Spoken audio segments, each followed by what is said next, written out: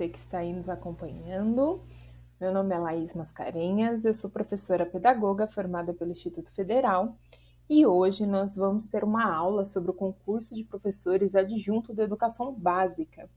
Esse concurso é o concurso de São Vicente e a nossa aula está dividida em duas aulas, essa daqui será a primeira, que abordará um dos conteúdos pedagógicos da bibliografia disponível do concurso, e a segunda aula vai ser gravada no segundo vídeo aí para vocês. Então vamos, sem mais delongas, iniciar a nossa apresentação. Então aqui, como tá para vocês, o conteúdo das aulas são duas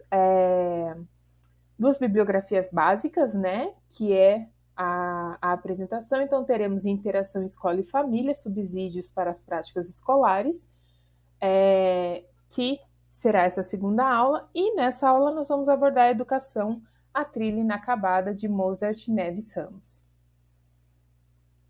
Bem, seguindo aqui, então, nossa bibliografia Educação, a trilha inacabada, do autor Mozart Neves Ramos, e aqui eu trouxe para vocês um currículo básico aí do professor que desenvolveu esse título. É um livro que ele está dividido em 5 sessões, a organização dele, e ele tem uma parte 1 com alguns textos, e ele vai falar principalmente sobre a educação pós-pandemia, né? Então ele vai pegar ali algumas reflexões que ele foi juntando e foram sendo publicadas em alguns jornais, na Folha de São Paulo, no Estadão, em alguns outros jornais, e ele faz um compilado desses textos e lança esse livro, que ele vai falar aí durante esse processo da pandemia do Covid-19 2020 e 2021 e o pós-pandêmico em 2022. Então eu trouxe aqui para vocês mais ou menos como o livro está organizado, mas a organização da aula ela se dará focado principalmente nas questões pós-pandêmicos e durante a pandemia em relação à educação como um todo. O autor, né, por se tratar de um autor que vem da região do Norte, Nordeste ali, ele vai dar uma ênfase muito maior para falar sobre aquela educação de Pernambuco, de Piauí, mas a gente aqui vai fazer um panorama geral, ele fala também do estado de São Paulo, pensando sobre essa educação pós-pandêmica para um todo. Então, a parte 1 do texto, ele vai falar aí sobre a aprendizagem escolar na pandemia, como a gente disse, né, ali nos anos de 2020 e 2021, esses 2 primeiros anos que a escola realmente ficou fechada, né, a gente tem um retorno aí no segundo semestre de 2021, 22 ali, 22 mais presencial, mas no final do semestre de 2021, uma presença maior de alunos e educadores dentro, né, da gestão ali dentro da escola. E ele vai falar que a escola precisou se reinventar nesse momento. Então a gente sabe que essa reinvenção se deu pela necessidade da continuidade das aulas durante o período de lockdown. E aí ele vai falar que o Covid, né, o Covid-19, a implementação do ensino remoto foi muito necessário. E além disso, de pensar sobre esse ensino remoto, a implementação dele, foi também a necessidade da construção de um currículo online e pensar da desigualdade social dos acessos às tecnologias, que ficou escancarado nesse processo. Então, a construção desse currículo foi preciso ser pensado entre os professores, a gestão escolar, as secretarias de educação municipal, estadual, numa esfera federal também. Então, a gente houve ali muitos momentos de discussão de como isso funcionaria, e reconhecer também que seriam necessárias novas formas de aprendizagem a partir desse novo modelo de educação. Então, isso é o que ele vai abordando aí nesse primeiro momento, nesses primeiros textos que ele aborda no primeiro tópico. Esse processo gerou uma necessidade de também se conhecer a fundo realmente os estudantes que entregavam a escola e suas demandas familiares e sociais. Então, foi preciso também, a gente conseguiu perceber nesse momento, e aí eu falo para vocês que eu também estava na escola, uma necessidade maior de conhecer qual era a nossa comunidade, quem eram os nossos alunos, porque a gente conhece, mas acaba não conhecendo tão a fundo, e principalmente quais eram as demandas que essas famílias precisariam para que a gente conseguisse ter ainda ali esses alunos participando, esses alunos com a gente.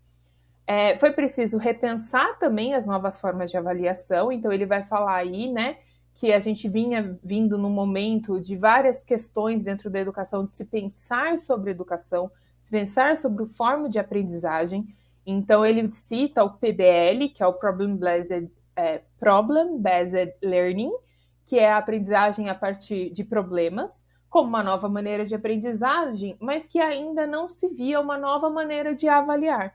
Ainda se pensava numa forma de aprender nova, mas não se pensava numa forma de avaliar que atendesse a essa necessidade. Ainda é uma visão de avaliação muito antiga.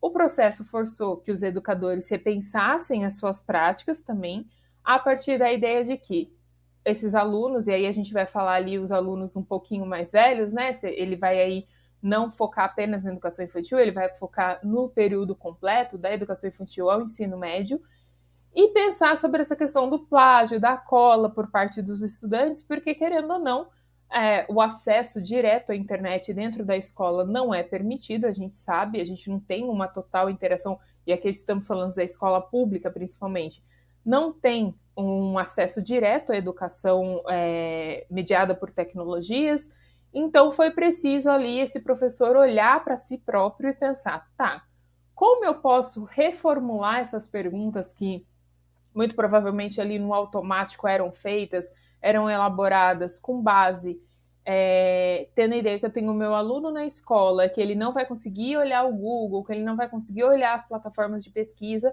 para responder, ele vai ter que pensar para responder com base naquilo que ele aprendeu, e agora ele está em casa com acesso à internet.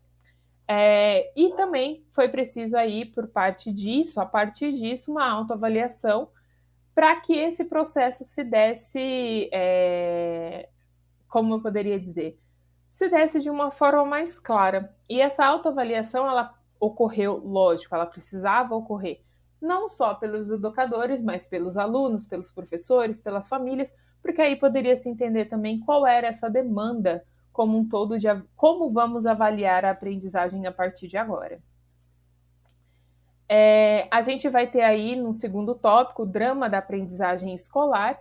Então, o autor ele traz principalmente a discussão sobre as metas que foram traçadas ali, sobre o Todos pela Educação, que são 5 metas no total. Eu trouxe aqui para vocês um organograma que está no site do Todos pela Educação.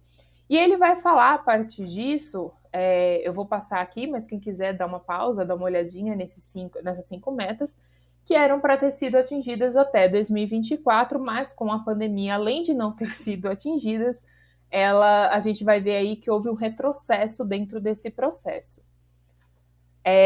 O autor vai apresentar os dados do SAEB de 2019, e aí a gente está falando de um pré-pandemia, então é muito importante que ele deixe isso muito claro, que os resultados já não eram positivos pré-pandêmico, então aí a pandemia veio a agravar ainda mais esse cenário.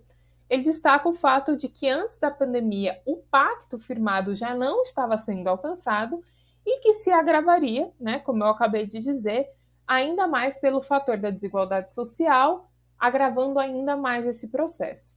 E aí ele tem uma citação ali na página 20, que ele vai falar que o Brasil tem 14,9 milhões de lares sem acesso à internet.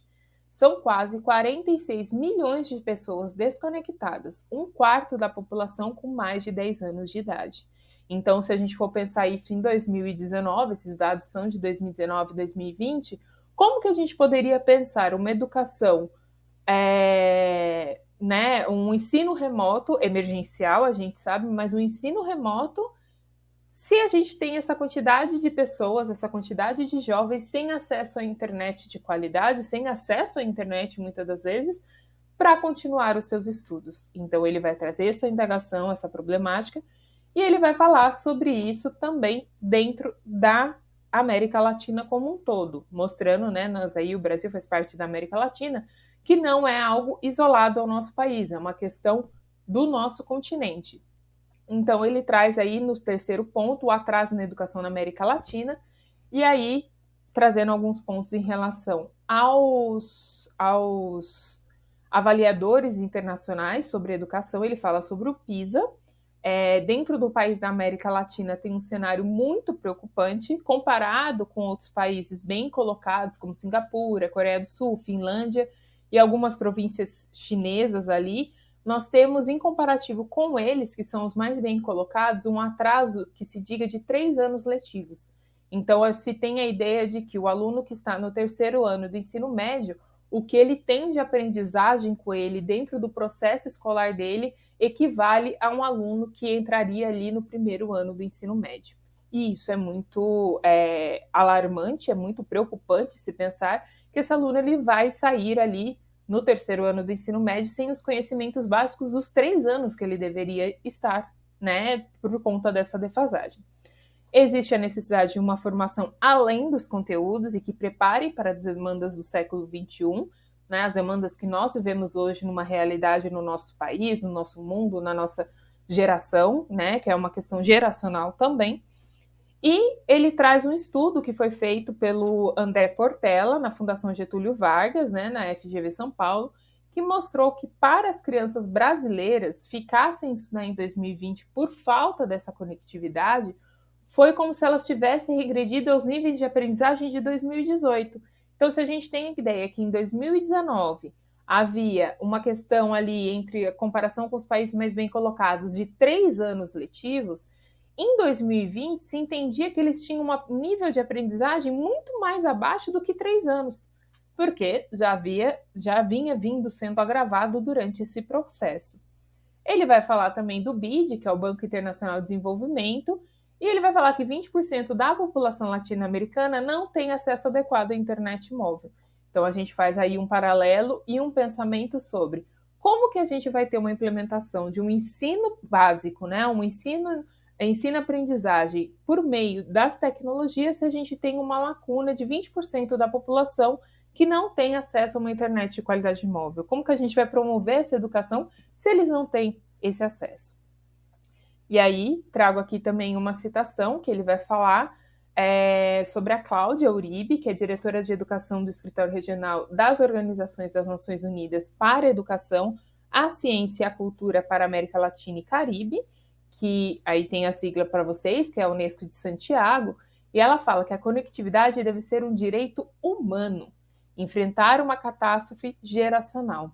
Então, nesse momento, pensando tudo isso e todos esses dados, se nós formos pensar, né, quando ela fala que é um direito humano, por quê? Porque já faz parte da existência humana o acesso, estar conectado à internet.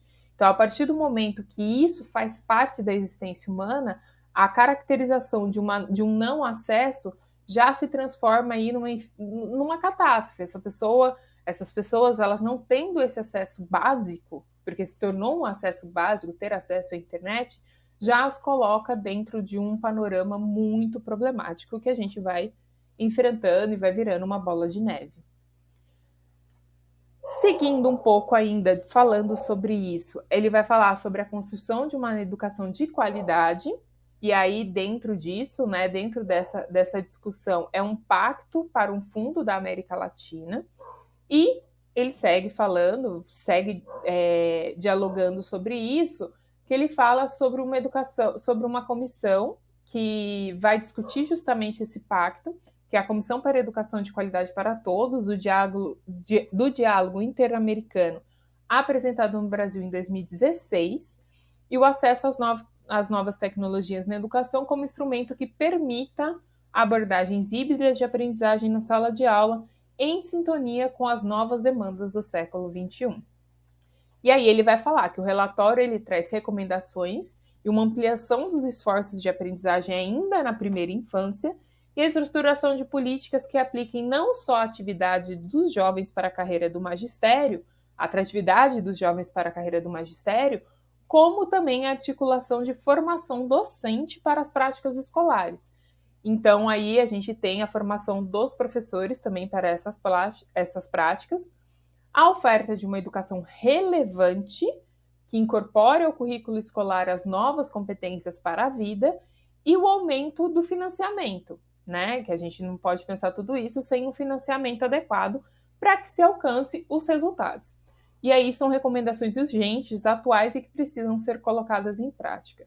Acontece que durante esse processo nós tivemos aí uma discussão sobre tudo isso. Essas eram as necessidades naquele momento em 2020, eu arrisco dizer que ainda são, Mas, dentro disso, houve um projeto de lei, o projeto 3.477 de 2020, que era a garantia do acesso à internet com fins educacionais aos estudantes e aos professores da rede pública de forma gratuita, que foi vetada pelo então presidente Jair Bolsonaro.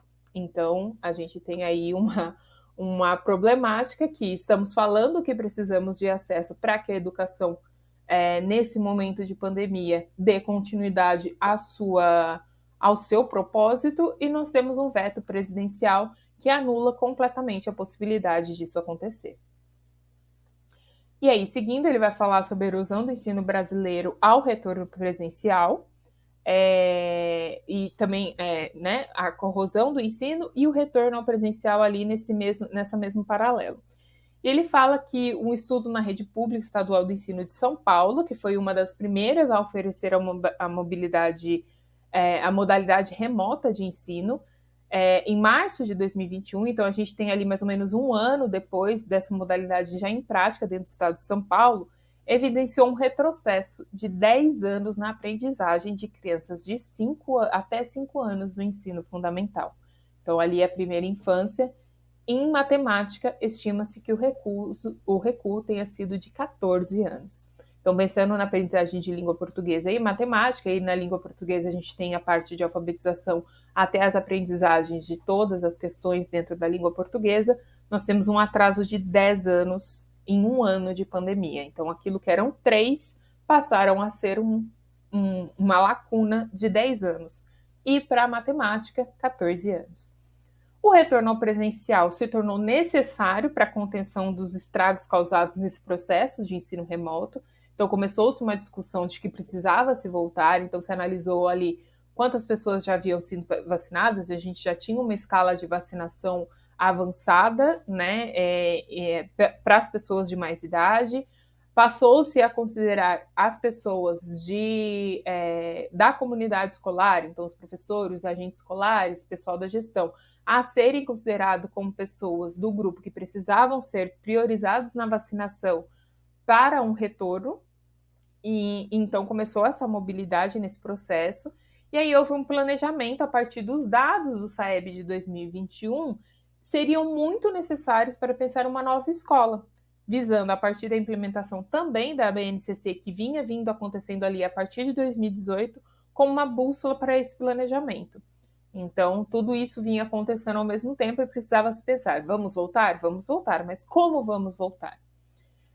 Seria preciso, então, planejar as atividades, pensando nas habilidades prioritárias para a continuação do currículo, né, o contínuo curricular no período de 2020 a 2022, e foi preciso, nesse caso, não deveria se pensar em aumentar o número de conteúdos, mas sim qualificar e focar aqueles que seriam fundamentais para o desenvolvimento dos estudantes. Então, precisava se pensar, o que foi nesse processo que ficou faltando? Foi necessário dar um olhar para o que ficou faltando, que era isso que precisava de uma lente maior, de um acesso maior, de uma necessidade de discussão maior. Então, foi preciso olhar, né? Deixa eu passar aqui para vocês. Foi preciso um olhar integrado ao currículo, né? A BNCC. E nesse processo, para poder pensar esse currículo, para poder pensar essas práticas, a avaliação diagnóstica seria o ponto de partida para a orientação do trabalho docente. Então, os educadores ali usariam essa avaliação diagnóstica com as crianças que estavam retornando para a sala para ver, nós vamos partir da onde, das necessidades que eles têm. Houve a necessidade de pensar a evasão escolar também, que foi muito alta nesse processo, e reduzir essa realidade. A discussão era que, além da busca ativa, uma vez que o número significativo de jovens parou de frequentar as aulas no ensino remoto, porque precisaram trabalhar para cobrir as necessidades em casa, questões de pessoas mais velhas que não poderiam trabalhar, ou então a questão mesmo do desemprego, que a gente sabe que houve aí um aumento no desemprego, já que as pessoas tinham que ficar em casa, ou as empresas, houve muitas falências, houve muitos subempregos também nesse processo. Esses jovens deixaram de frequentar as aulas online para estar nas aulas presenciais, para estar trabalhando. Então, muito provavelmente, eles não voltariam para as aulas presenciais. Então, isso também era uma das preocupações maiores que existiam nesse processo. E para além das questões acadêmicas, o impacto também refletia sobre o socioemocional de todos. A gente vai pensar aí desde as crianças até a gestão, aos funcionários da escola, a equipe gestora, todo mundo, os professores, que havia uma necessidade de acolhimento também dessas pessoas.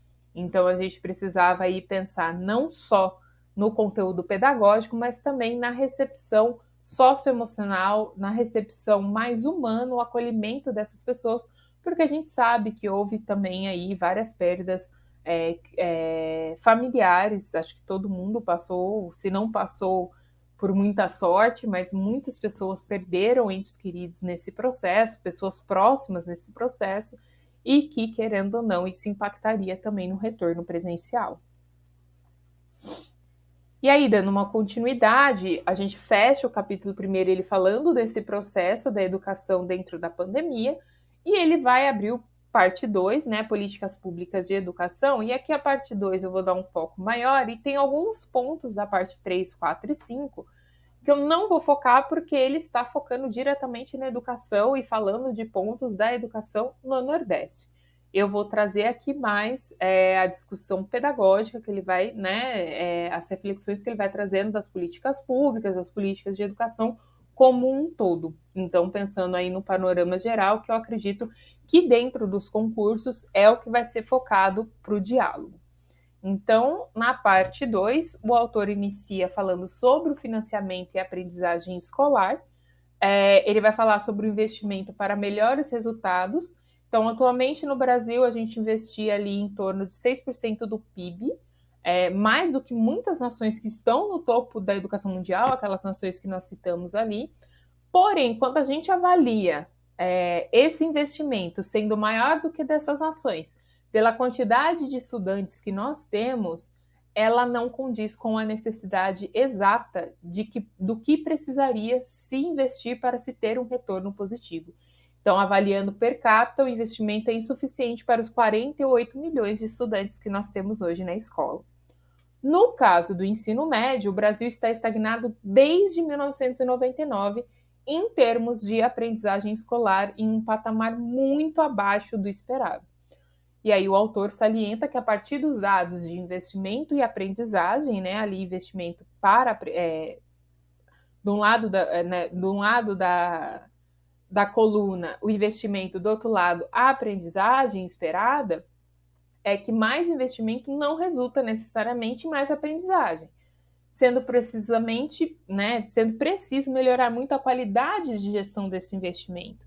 Então, precisa se investir mais? Sim, mas precisa se investir em uma qualidade de gestão de investimento. Precisa entender o que esse dinheiro está sendo investido, para quê, com o quê, e, né, de uma forma mais dinâmica para que isso traga resultados positivos. Seguindo, ele fala sobre a aprendizagem escolar e a desigualdade, então ele vai trazendo ali alguns dados dentro do texto, falando sobre a questão da aprendizagem com a questão da desigualdade, e ele fala que cada 100 crianças que começaram o primeiro ano do ensino fundamental, apenas pouco mais de 50 chegam ao terceiro ano do ensino médio. Então, a gente tem aí 50, vamos arredondar, a gente tem 50% de chances daquele jovem que entra no primeiro ano do ensino fundamental, de atingir o que se é esperado, né? Ou o que se era esperado, porque a gente sempre pensa aí numa educação que continua, então ensino superior, especializações e tudo mais. Pelo menos isso é o investimento da maioria dos países de primeiro mundo e que deveria ser o pensamento de todos. Mas pensando ali dentro da educação básica, a gente tem um jovem com 50% de chances de concluir o seu terceiro ano do ensino médio. E aí, pensando monetariamente, há uma perda de 25 bilhões por ano com essa evasão escolar desses jovens da escola. Então, se a gente for pensar aí, a gente tem não só a perda do jovem, mas também a perda de um investimento que foi feito e que não tem um retorno, né? A gente vai pensar aí na questão de investir e retornar para a sociedade, porque é isso, a educação ela tem que ser investimento, ela não é gasto, né? E aí ele vai falar um pouco sobre os desafios enfrentados no baixo rendimento escolar, que se inicia-se já no Fundamental 2, e aí ele traz um dado ali do levantamento de 2019, onde 18 em cada 100, apenas 18 aprendem o que se espera em matemática e 36 em língua portuguesa. Então é um número muito baixo do esperado que esse estudante, essa estudante tenha no Fundamental 2 de aprendizagem. Isso, lógico, reflete depois, tanto na continuidade dos seus estudos, quanto naqueles dados que a gente viu lá do atraso de 3, 5 anos, quando ele chega no terceiro ano do ensino médio. O autor faz um comparativo com as redes de ensino do Piauí, como eu falei para vocês, e o desenvolvimento educacional que demonstra obter mais resultados positivos na aprendizagem de linguagens de língua portuguesa e matemática, comparando também com outras cidades da localidade que apresentam uma discrepância dessa aprendizagem. E aí ele vai questionar se a diferença desses lugares, que apresentam tantas diferenças de resultados, tem a ver realmente com a localidade, com o investimento, com como esse investimento é gerido. E aí ele fala que dessa forma ele também destaca uma importância de se olhar para o Brasil. A gente parar de ter uma lente do ensino extra, do ensino fora do Brasil, do ensino europeu, do ensino asiático, e a gente começar a aprender dentro do nosso território com aquilo que dá resultado, com aquilo que tem sucesso. E aí ele fala, né, se pensar numa educação brasileira sem se basear em tipos estrangeiros de educação, uma vez que dentro do país a gente pode encontrar respostas para aquelas necessidades que nós temos. Seguindo, ele vai falar sobre a gestão escolar, que também a gente sabe que é um dos pilares para uma educação de qualidade, e ele reforça isso nos textos, e ele fala principalmente que o quê? A figura desenhada desse diretor, ele não corresponde, né? A gente pensando aí como a gente tem esse diretor sendo desenhado, sendo pensado, aos desafios que precisam ser enfrentados atualmente e futuramente. Então, aquilo que está cabendo ao diretor, aos gestores serem feitos, já não está atendendo mais à necessidade da escola e precisa ser repensado. Ele traz aqui a Filomena Siqueira, falando um pouco sobre isso, né? Ela fala sobre a eficácia escolar, a liderança e a aprendizagem nas escolas estaduais brasileiras, e aponta que as escolas que apresentam bons resultados de aprendizagem têm características em geral comuns, e entre elas se destaca a existência de uma liderança eficaz. Então, escolas que trazem bons resultados ali na aprendizagem dos seus alunos, na aprendizagem nas provas, nas avaliações como um todo, nas autoavaliações também, está ligada a uma liderança eficaz, a uma equipe gestora que trabalha coletivamente, que trabalha de forma eficaz, gerindo não só a escola, mas tudo aquilo que lhe cabe ali dentro. E aí ele traz uma citação de Bratt, Hanushek e Rivkin, desculpem se eu falei os nomes errados, mas é mais ou menos isso, e falam que um diretor de escola eficaz é capaz de aumentar a aprendizagem dos estudantes em uma proporção de 2 a 7 meses no mesmo ano letivo, ao passar que as ações de um diretor não eficaz têm consequências negativas para um aluno igual medida. Então, se a gente pensar num diretor, uma gestão eficaz, a gente tem 2 a 7 meses de avanço em um ano, né? Então, a gente tem ali aquela lacuna sendo diminuída. Então, vamos pôr aí quase 2 anos dentro de um ano que a gente vai conseguindo diminuir aquele espaço de aprendizagem. Ao mesmo tempo que, se nós não temos essa gestão eficaz, a gente tem um aumento, um alargamento desse buraco.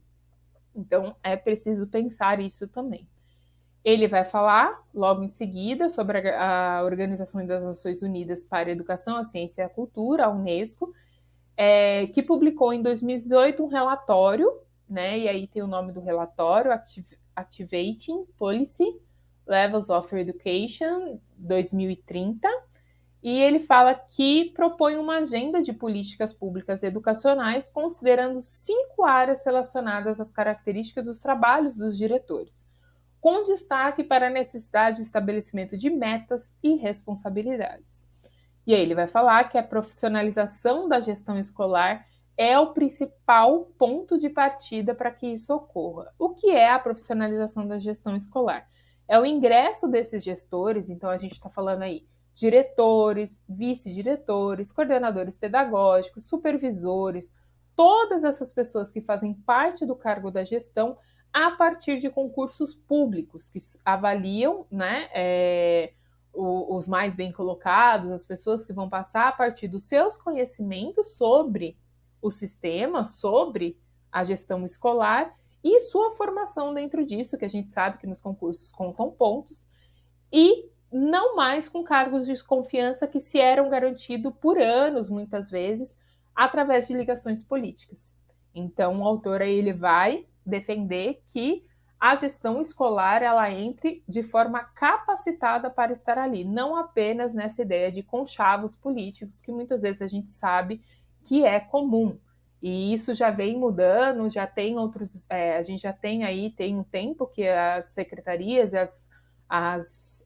os municípios, o Estado precisaria fazer isso, a gente já está tendo, né, já está ocorrendo aí alguns concursos públicos em diversos municípios para o ingresso através de gestores escolares através de concurso público.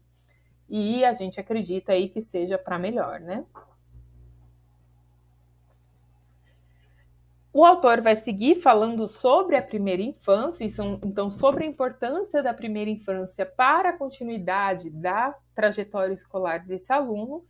E dentro da primeira infância, ele vai falar com dados da neurociência, e aí a gente tem a primeira infância de 0 a 5 anos, que vai falar sobre a janela de experiências, né? Que são as descobertas, os afetos que são levados para o resto da vida. O que se apresenta aí é uma grande problemática ao colocar o acesso às camadas mais altas de educação na primeira infância comparada com as camadas mais pobres. Então, o que a gente tem? A gente tem uma discrepância das pessoas que estão mais bem colocadas na pirâmide social, que grande parte ali já tem essas crianças inseridas nessa primeira infância dentro do ambiente educacional, enquanto quem está na base, que é a maior parte da população brasileira ali, né, classe média baixa, até a classe pobre mesmo, a gente tem essa galera não tendo acesso nessa primeira infância à escola. Então, a gente só também aumenta aí uma lacuna, a gente tem um buraco muito maior também nas questões sociais sobre as questões de acesso e continuidade dos estudos. Ele vai falar aí do Núcleo de Ciências pela Primeira Infância, um NCPI, que estuda sobre isso e tem produzido relevantes estudos sobre a importância da primeira infância no processo de aprendizagem da criança. E ele fala que um deles é intitulado Pacto do Desenvolvimento na Primeira Infância sobre a Aprendizagem. E ele reforça nessa tese que a aprendizagem se inicia no começo da vida, né? A gente já sabe sobre isso, vocês já devem ter estudado com outros autores, né? A gente tem ali a psicologia da educação falando muito sobre isso, sobre essa primeira infância, esse primeiro contato da criança com a aprendizagem. E ele vai falar justamente sobre a aprendizagem é fortemente influenciada por todo o meio em que a criança se encontra e com o qual interage. Então, quanto mais cedo essa criança está num local de aprendizagem, desenvolvimento, que a auxilie a desenvolver diversas competências que vão ser necessárias depois, melhor a esse desenvolvimento e melhor essa criança vai ter resultados depois, vai ter continuidade dos seus estudos. Ele fala também mais para frente aqui, vamos ver se já é no seguinte, eu acredito que sim.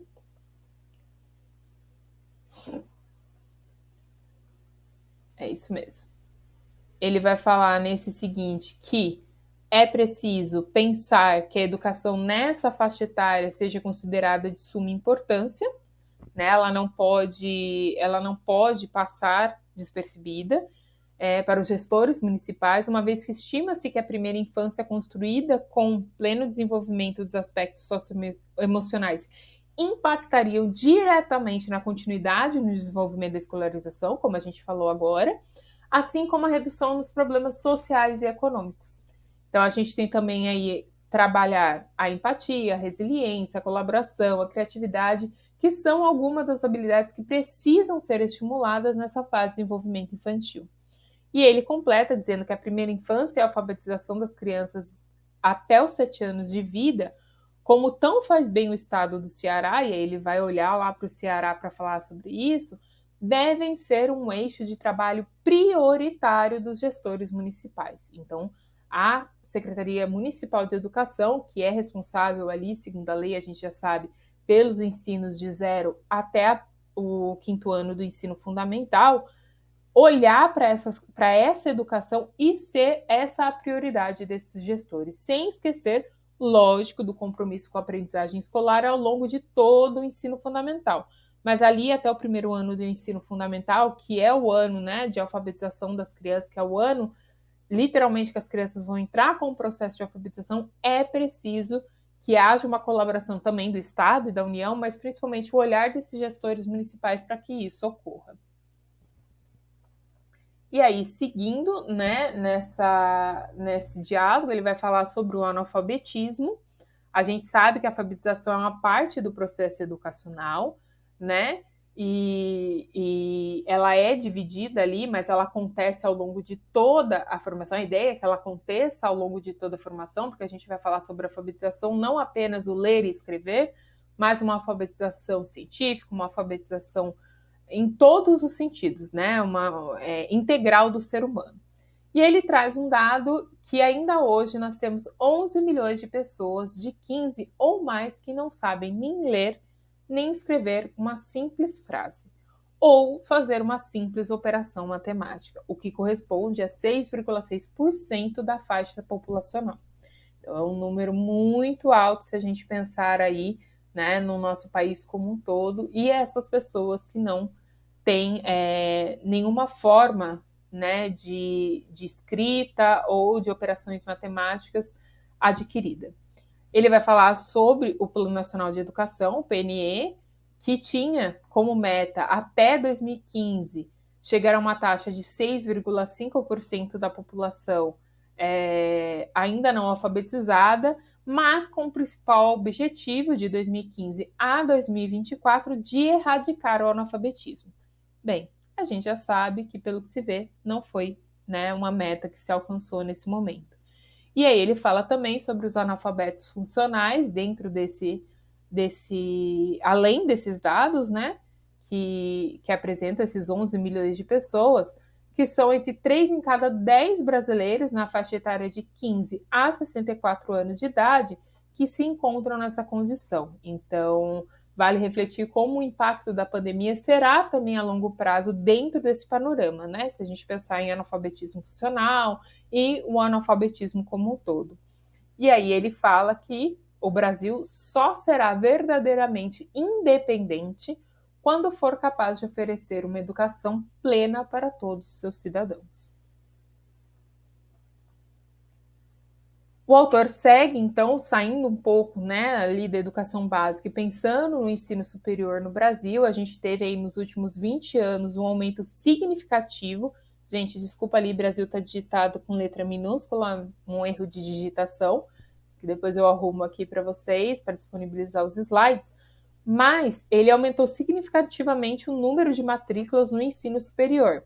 Então, foi estimulado pelos programas de políticas públicas, como o FIES e o ProUni. Esses são os maiores, né, programas que fez aumentar esse acesso nas redes da educação privada. Então, a gente tem aí uma parceria público-privado e, através desses programas, o ingresso, né, com bolsas. Todo mundo sabe que o FIES é o financiamento estudantil, né, que a pessoa financia a sua universidade e ela paga 2 anos depois de formada, ela inicia o pagamento.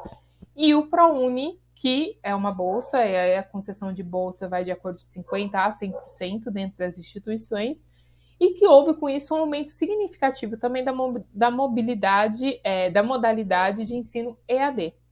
E aí ele vai falar sobre o EAD, né, que é uma modalidade de ensino que está muito presente, muito grande hoje no nosso país, e aumentou ali com a pandemia. Só que ele vai questionar, né, sobre a qualidade do ensino ofertado nessa modalidade. Porque se a gente pensar no ensino EAD, ele tem um custo muito mais abaixo para a universidade, para aquela instituição privada, de produção, né, porque é em larga escala, são aulas gravadas, em sua grande maioria, são tutores, né, que tem ali uma infinidade de alunos para acompanhar, e que diminui os gastos. Mas qual é a qualidade desse ensino que é dado? E já se inicia a avaliar quem ingressa nesse setor também. Então, se observa ali nos dados das pesquisas realizadas que são pessoas que atingiram menos de 450 pontos mínimos ali nas competências que são adquiridas no Enem. Então, dentro disso, dentro desses dados do INEP, esses 450 pontos é o que se considera, né, que é a média ali do Enem para você ser considerado qualificado dentro daquela área para concorrer às bolsas, que é uma nota básica, né, do aluno do ensino médio. E se a gente tem pessoas que obtiveram menos pontos, mas que estão acessando o ensino superior dessa modalidade no EAD, como que essa instituição está olhando para isso? Como que ela está literalmente formando de uma forma rica, de uma forma com currículo de qualidade mesmo, com atenção talvez até redobrada nessa aprendizagem? Isso é uma coisa a se pensar. E ele vai falar sobre a taxa de evasão. Essa ineficiência não é só no setor privado, ela também se aparece no setor público. Então, a gente tem aí uma quantidade de pessoas que entra muito grande, mas uma quantidade muito abaixo do que se forma. E alguns dados que ele traz ali no setor privado, a desistência é de 60%, enquanto no público federal, nas instituições públicas e federais, é de 55%, e no estado de 50%. Então, a taxa de desistência de ensino presencial é 58% e no EAD 62%, portanto, não muito diferente. Então, a gente, né, se a gente for pensar aí, seria o EAD uma facilidade, já que a gente está ali quase equiparado um com o outro, na questão da taxa de evasão.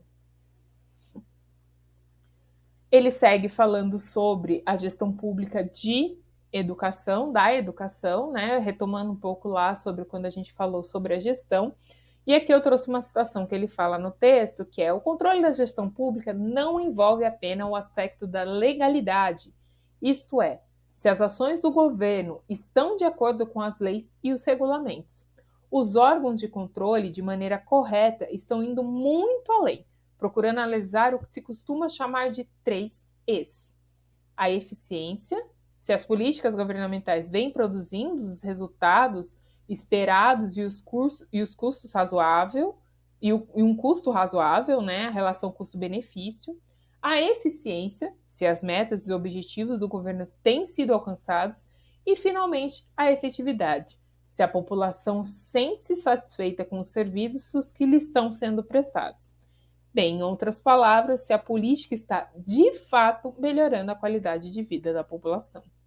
Então, esses daí são, né, os 3 Es que nós devemos pensar sobre a educação pública.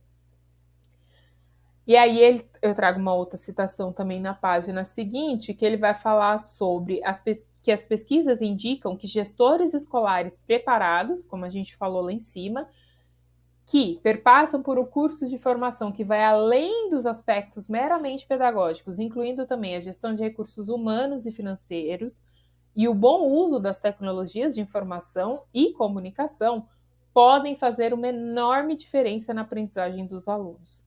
E aí depois o professor, a qualidade, né, do diretor é o fator intraescolar que mais importa. As mesmas pesquisas apontam que um gestor eficaz impacta em 12 pontos, em média, em resultados de escola em língua portuguesa e em matemática. Então, aí vale uma reflexão também sobre essa questão da pandemia, de gestores bem preparados na baixa evasão escolar e na retomada do processo de aprendizagem, que ficou muito claro que foi muito mais benéfico quando a gente tinha esses gestores preparados para isso. Seguindo, ele vai falar sobre educação, desigualdade e trabalho. Então, ele fala sobre a baixa escolaridade é também um grande entrave para os jovens para a entrada do mercado de trabalho e que, por sua vez, intensifica ainda mais a violência, interfere diretamente na segurança pública. Então, se a gente pensar um jovem com baixa escolaridade que não vai ter acesso ao mercado de trabalho, é muito mais provável que esse jovem se encaminhe para a criminalidade, se encaminhe para situações de subemprego, que não deixa de ser tão mais agravante quanto, como também para a questão de segurança pública do nosso país. E aí esse ciclo vicioso só aumenta as desigualdades e faz com que os mais pobres cada vez tenham menos oportunidades. Então, se a gente pensar, cada vez menos esse jovem vai ter acesso a uma melhora da sua qualidade de vida, da qualidade de vida da sua família, da qualidade de vida dos seus filhos, netos, e isso vai virando aí uma bola de neve que a gente já sabe que é a realidade do nosso país. No entanto, a educação, em comparação às outras áreas, avançou muito pouco, especialmente quanto ao uso de novas tecnologias no processo de ensino e de aprendizagem, sobretudo no setor público. Não basta introduzir as tecnologias, é preciso preparar os professores para usá-las de maneira adequada.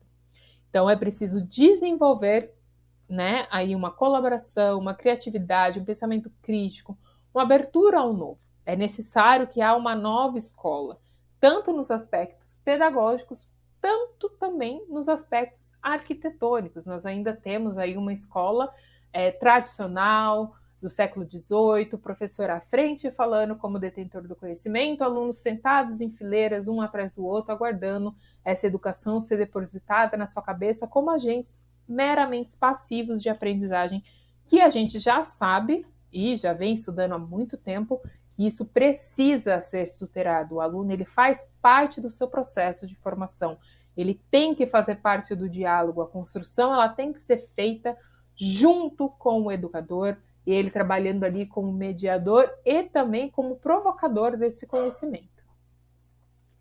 E aí é lógico que para se fazer isso, a gente não pode deixar de falar da formação de professores. Então a gente tem aí a qualidade na formação dos professores é o que vai mais impactar na aprendizagem escolar. Gente, só um minutinho.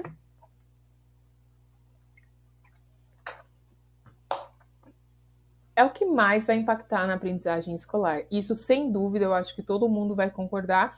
Um professor mais bem preparado, uma professora mais bem preparada, dentro dessas demandas que hoje a nossa educação necessita, melhor serão os resultados e o impacto na aprendizagem dos alunos.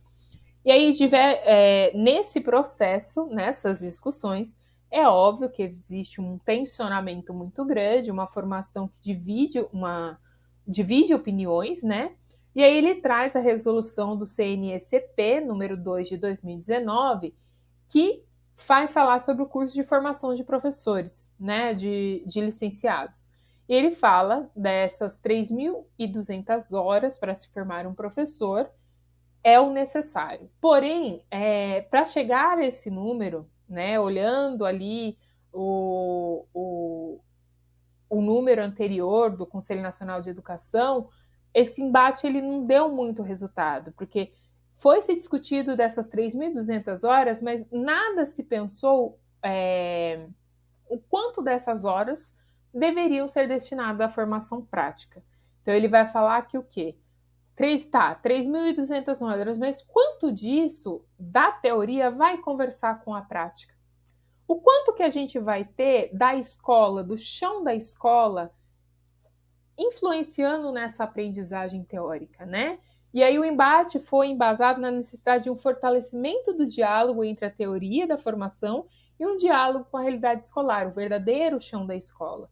E aí foi isso, nesse embate, que se passou hoje a colocar 800 horas do currículo, né, de formação de professores, cerca ali de 25%, já no primeiro ano de graduação. Então, a ideia é que o curso de formação de professores já tem ali no seu primeiro ano de formação, de graduação, essa porcentagem de conversa entre teoria e prática para que a gente tenha uma aprendizagem muito mais significativa, muito mais real, né? Realidade ali não tão subjetiva como estava sendo anteriormente. E aí a gente sempre vê muitas das discussões, escuta muito falar que a teoria é diferente da prática. E a gente já vê aí que, né, não deveria e não deve ser assim. A teoria ela tem que se embasar na prática, a prática tem que se embasar na teoria, elas têm que existir de comum acordo para que se haja uma formação e uma educação de qualidade, uma educação que vai aí ter um embasamento crítico e que vai ter um impacto mesmo, e que, lógico, tenha sentido tanto ao professor em formação, quanto para os futuros alunos desse professor. Ele vai falar sobre as novas tecnologias na formação docente, então a educação presencial versus a educação à distância, e a discussão disso é que nesse contexto se insere um debate da formação presencial versus essa formação à distância. Hoje, no Brasil, a gente tem a maior parte dos cursos de formação de professores na modalidade de ensino à distância, na modalidade EAD. E o que é pior, muitas vezes instituições que não procuram resguardar o compromisso com a qualidade, aplicando um ticket médio bem inferior do que se espera em uma formação séria e de boa qualidade. Então, a gente tem aí uma educação sendo oferecida da formação de professores, em sua maior parte, num curso EAD, mas um curso de baixa qualidade e que vai impactar, como nós vimos ali, diretamente na aprendizagem escolar futura dos alunos. E o autor vai trazer essas discussões todas pensando sobre isso em 2021, através do ENAD e do IPEC ali, sobre o futuro em jogo. Né? Com tudo isso que nós discutimos, qual é o nosso futuro? O que nós estamos colocando em jogo a partir de agora? Então, ele vai falar o quê? A partir, né, dos dados do ENAD e do IPEC, discutindo uma preocupação muito grande com o futuro, tendo a educação como fator mais relevante para a prosperidade segura de qualquer país. Então, se a gente for pensar aí, a educação é a forma mais segura de se pensar um país próspero. E aí a avaliação, né, é avaliada aí dentro desse processo a formação de professores de educação básica, e isso se demonstrou muito preocupante. Né? Dentro dessa avaliação, os professores atingiram ali em torno de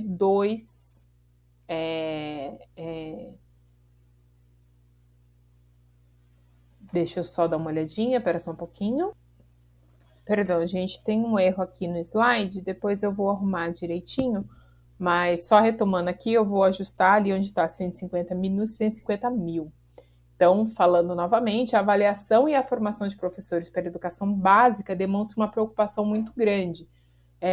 Dentro dessa avaliação, dos pesos da avaliação, os professores avaliados, recém-formados, atingiram uma avaliação abaixo de 2. E boa parte são oriundos do ensino EAD. E é muito preocupante, porque essas instituições, elas não se preocupam com a qualidade da oferta de formação que elas estão fazendo, sim, com a quantidade, a questão dos valores e tudo mais. E isso é algo que precisa ser levado em consideração, porque isso vai impactar, como nós já dissemos, na formação dos alunos, na continuidade desses estudos, um estudo com significado, com relevância, né, e até mesmo depois a continuidade também da carreira desse professor dentro da sua formação. E aí o autor vai falar que o país precisa entender que não haverá uma economia forte em médio e longo prazo se não houver gente muito bem formada, se os jovens não estiverem aptos para exercer atividades laborais na fronteira do conhecimento. Então, se a gente não tiver uma formação completa, uma formação bem feita, a gente não vai ter aí uma melhora na economia, já que, né, a gente sabe que esse é não deveria, né, pelo menos ao meu ver, mas esse é o principal ponto do país, a economia. Então, para que se haja uma boa economia, a educação ela faz parte desse pilar também. Então, a gente volta a dizer, educação não é despesa, educação é investimento. O autor segue por um sistema educacional de educação, ele vai falar, né, sobre a Lei 13.005, de 25 de junho de 2014, que aprovou o PNE, o Plano Nacional de Educação. E aí eu trouxe aqui para vocês já devem ter lido e visto em algum outro momento nos estudos sobre leis, mas eu resolvi trazer aqui para, né, a gente fazer a conexão com esses estudos. E ele vai falar no seu artigo 13 que o poder público deverá instituir em lei específica, contando 2 anos da publicação desta lei, então em 2016 ali, o Sistema Nacional de Educação, responsável pela articulação entre o sistema de ensino em regime de colaboração para a efetivação das diretrizes, metas e estratégias do Plano Nacional de Educação. Então, o autor aqui ele vai destacar que esse tal artigo, né, se ele tivesse sido cumprido, os impactos com a pandemia poderiam ter sido muito mais bem avaliados, né, teria sido menor, né, os impactos nas avaliações que foram feitas, que é urgente regulamentar uma estrutura sistêmica que tenha como principais pilares as definições claras de atribuição da União, dos estados, dos municípios, a pactuação de políticas públicas em comissões integradoras, os parâmetros para aferir as qualidades da oferta, o acompanhamento e a participação social com desenvolvimento ativo de conselhos e entidades representativas da sociedade civil. Ele fala também sobre uma urgência em estabelecer meios de enfrentamento dos déficits de aprendizagem, né, a partir aí do que a gente passou, e as desigualdades escolares e o abandono escolar entre os mais jovens que acentuaram na pandemia. E aí ele vai falar sobre a coordenação chave, né, e principal característica do Sistema Nacional de Educação, que deve ser, articulado conselhos entre os federativos, demais entidades representativas e a sociedade civil. Então, é preciso aí que haja uma coordenação, que essa é a palavra-chave desse Sistema Nacional de Educação, né? Desse Sistema Nacional aí que foi pensado lá em 2014, que deveria já ter sido efetivado em 2016.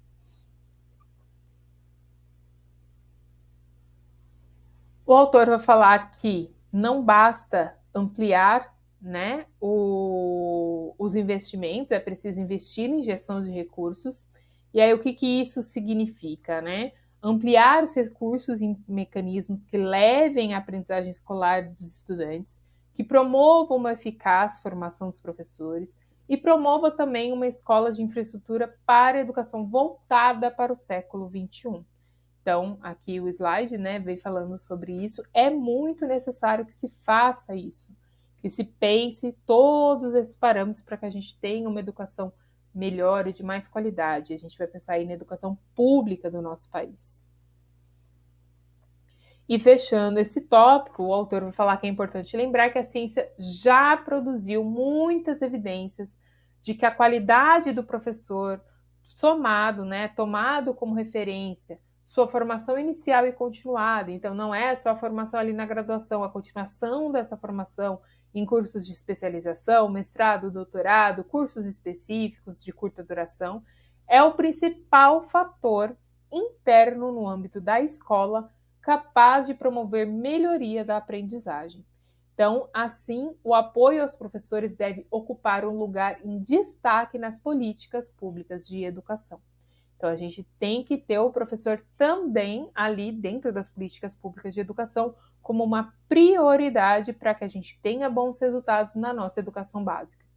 E aí o autor vai trazer aqui o ProEduca, que foi um programa de pesquisa em educação básica da Universidade de São Paulo, que é um investimento da Universidade de São Paulo, não, perdão, do Estado de São Paulo, que foi um investimento de 30 milhões que foram feitos e que visa fortalecer as políticas públicas em educação, sobretudo nos campos de formação docente, da gestão escolar, do currículo e da avaliação educacional.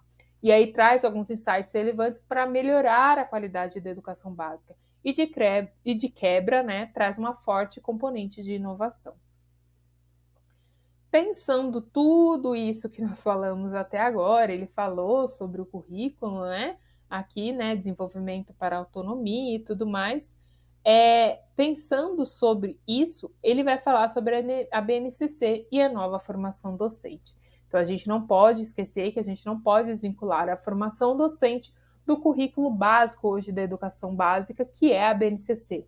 A BNCC é aquilo que embasa a educação básica hoje no nosso país, é o nosso currículo nacional, né? A nossa política de currículo nacional. Então, ele vai falar ali que a necessidade de pensar uma formação com base nas premissas sociais atuais. E aí, o que ele quer dizer com isso?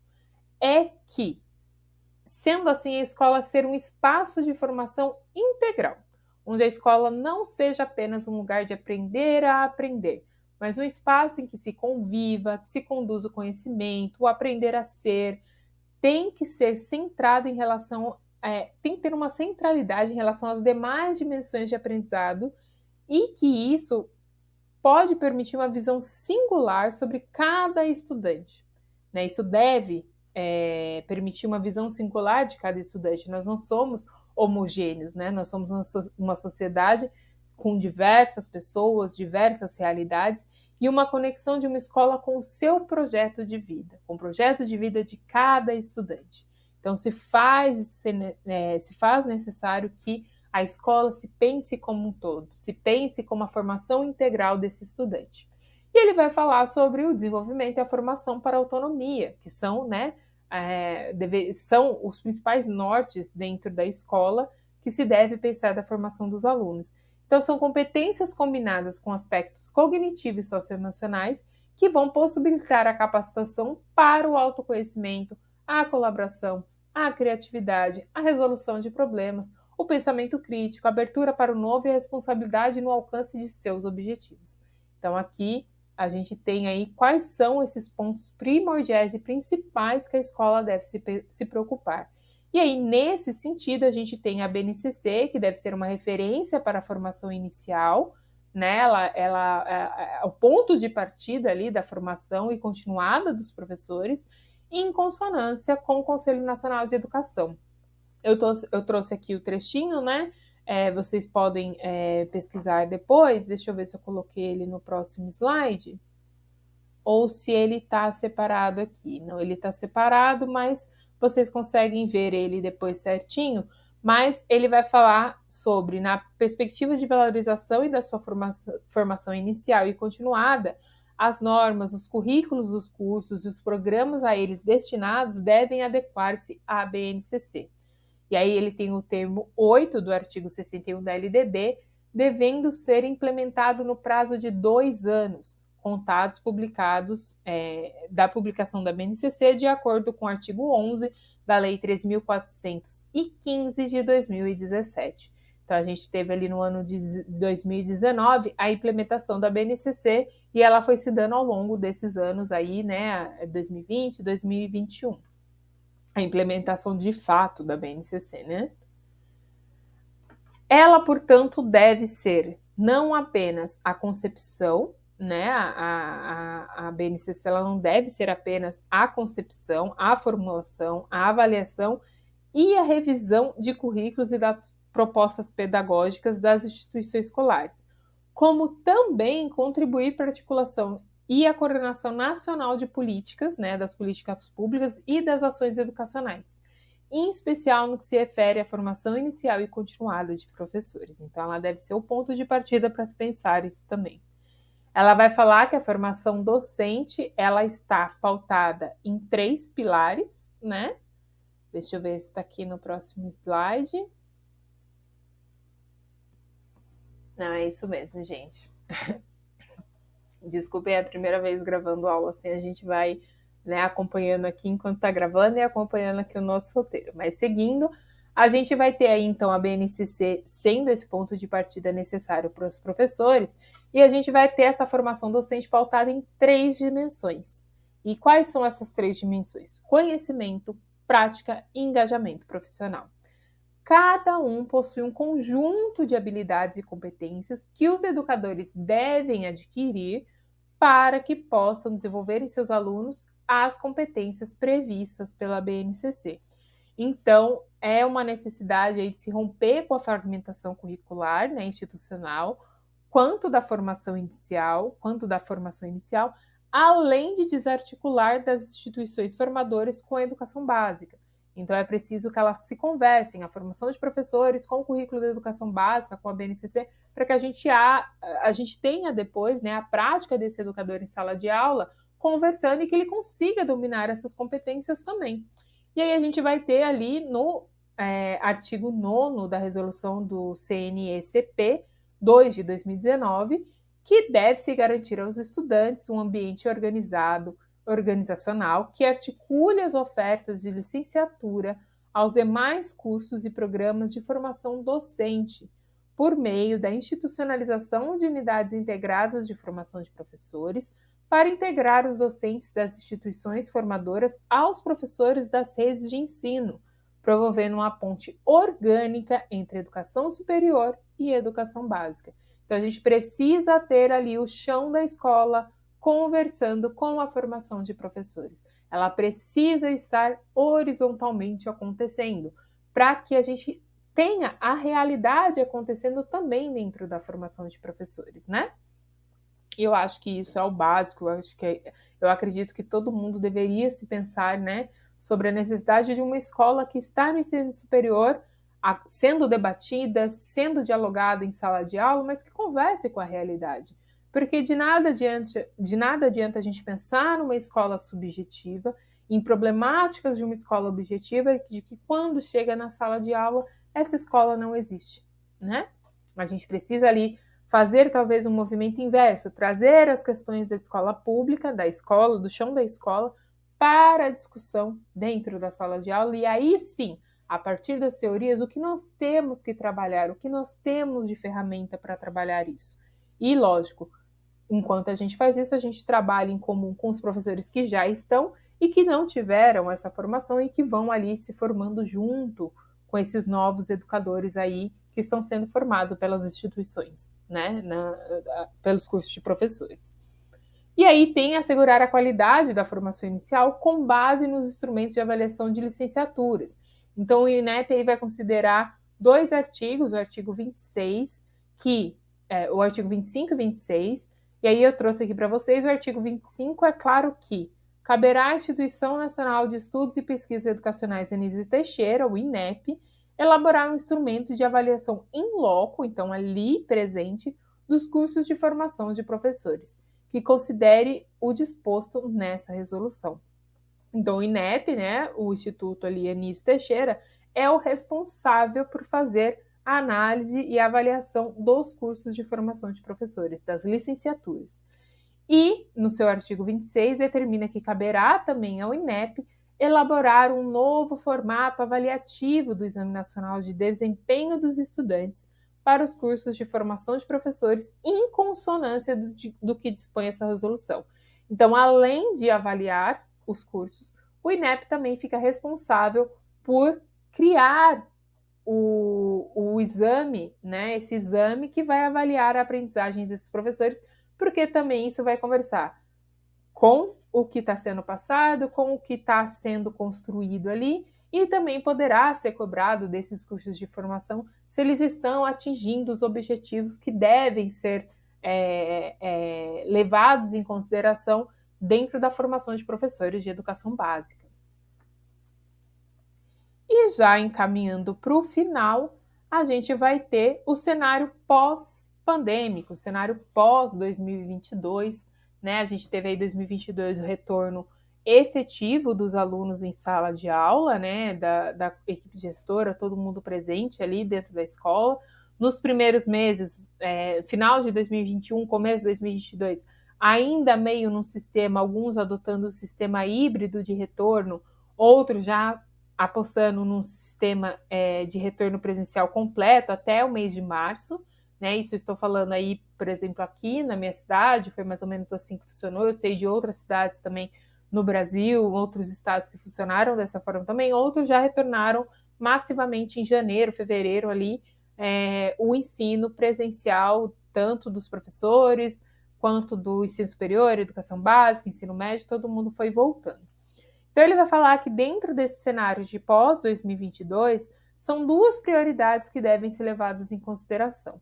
O autor vai destacar que, a partir dos dados da evasão escolar, é necessidade de um processo educacional que converse com a realidade, então pensar essa realidade hoje desse aluno que evadiu da escola, e que atue para uma transformação social, sendo essa uma garantia também de sustentabilidade de qualquer país, que foi o que a gente falou lá em cima.